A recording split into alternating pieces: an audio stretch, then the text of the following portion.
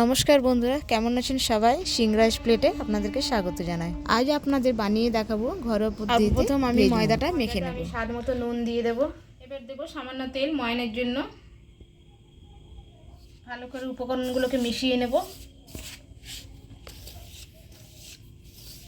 মিশানো হয়ে গেছে। এবার আমি হালকা গরম জলে ময়দাটাকে মেখে নেব। ময়দাটা মাখা হয়ে গেছে, আমি 10 মিনিট চাপা দিয়ে রেখে দেবো। আমি মোমোর জন্য পুরটা তৈরি করে নেব। আমি সাদা তেল গরম করতে দিয়ে দিয়েছি, তাতে আমি রসুন দিয়ে দেবো। রসুন দেওয়ার পর দিয়ে দেবো কুচনো লঙ্কা।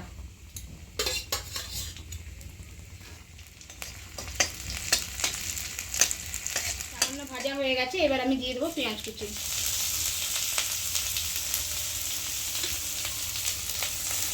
পেঁয়াজটাও বেশি ভাজবো না, দিয়ে দেবো ক্যাপসিকাম। এরপর আমি বাঁধাকপি দিয়ে দেবো। বাঁধাকপির পর দিয়ে দেবো গাজর।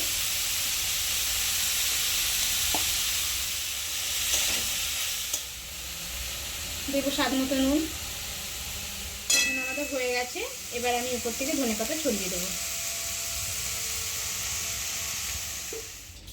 এবার আমি এতে সস অ্যাড করব। প্রথমে আমি নিয়েছি সয়া সস, তারপর আমি দিয়ে দেবো টমেটো সস, তারপর দেবো চিলি সস।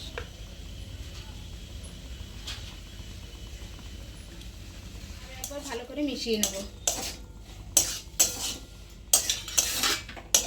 আমাদের রেডি। মোমোর জন্য আমি লেচিটা কেটে নেব। লেচিটাকে আমি বেলে নেব।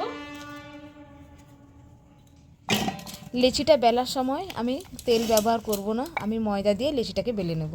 এবারে আমি পুর ভরে হাত দিয়ে ডিজাইন করে নেব।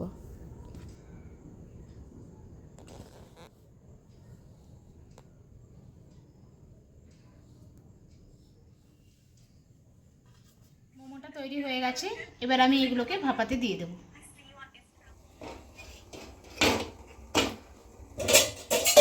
10 মিনিট আমি ঢাকা দিয়ে রেখে দেবো। আমাদের মোমোটা সম্পূর্ণ তৈরি, এবার আমি নামিয়ে নেব।